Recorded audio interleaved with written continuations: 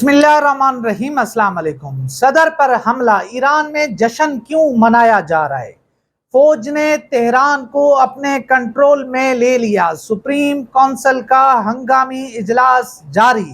ایرانی صدر پر حملے کی خبریں آنے کے بعد ایک طرف ایران میں دعائیں مانگی جا رہی ہیں، صدقے دیے جا رہے ہیں، تو دوسری طرف جشن منایا جا رہا ہے۔ آخر کیوں؟ ایران میں کچھ ایسی تنظیمیں بھی موجود ہیں جو ایران شیعہ حکومت سے خوش نہیں۔ ہمیشہ ایران میں یہ لوگ حکومت کو ٹف ٹائم دیتے ہیں اور حکومت کی جانب سے احتجاج کرنے والوں کو پھانسیاں بھی دی جاتی رہی ہیں۔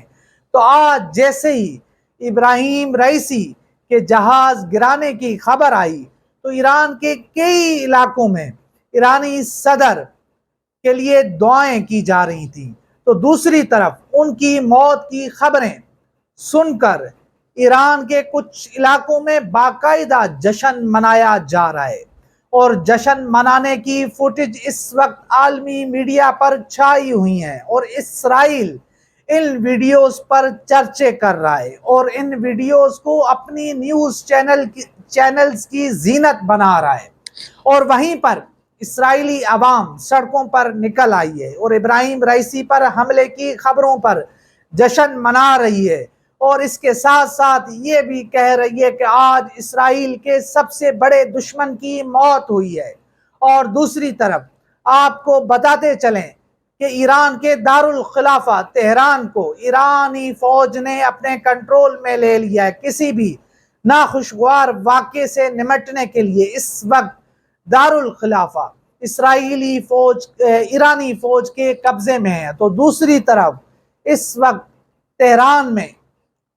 ایرانی سپریم کونسل کا ایک اہم اجلاس جاری ہے جس کے اندر بڑے بڑے اعلانات کیے جائیں گے، اور اس کے ساتھ ساتھ ہی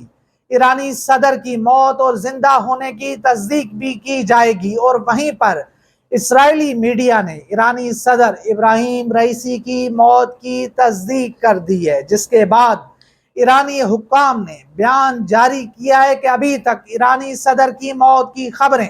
من گھڑت ہیں، اس میں کوئی سچائی نہیں ہے، ان کی تلاش ابھی تک جاری ہے۔ موسم ٹھیک نہ ہونے کی وجہ سے ٹیمیں جائے وقوع کو ڈھونڈنے میں کامیاب نہیں ہو سکی ہیں، اور اس کے ساتھ ساتھ ایرانی ریسکیو ٹیم کے 3 ممبران بھی لاپتہ ہیں۔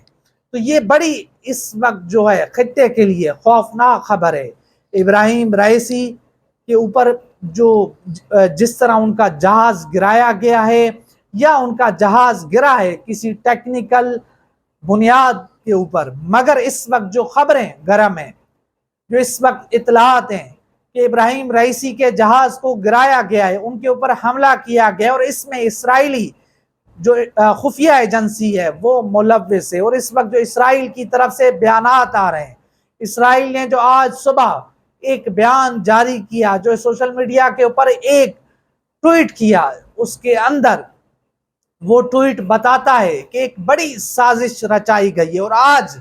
جب آذربائیجان اور اس ایرانی صدر کی ملاقات ہوئی تو اس کے اندر کہا گیا کہ یہ اس ملاقات کو ہمارے دشمن قبول نہیں کریں گے، یہ ان کو ہضم نہیں ہوگی، مگر ہم ملنے جا رہے ہیں۔ آج ایرانی صدر نے آذربائیجان میں ایک ڈیم کا افتتاح کیا، اس کے بعد انہوں نے وہاں سے اڑان بھری اور ایک جنگل میں، ایک جو ہے پہاڑی علاقے میں، وہاں پر ان کے جہاز کو گرایا گیا، یا ان کا جہاز وہاں پر موسمی خرابی کے باعث گر گیا ہے۔ ابھی تک تصدیق نہیں ہو سکی ہے۔ اس وقت ایران میں ایک اہم اجلاس جاری ہے، اور اس کے ساتھ ساتھ پوری دنیا کی طرف سے، عالمی دنیا کی طرف سے اس ایران کے لیے پیغامات آ رہے ہیں، دعائیں آ رہی ہیں،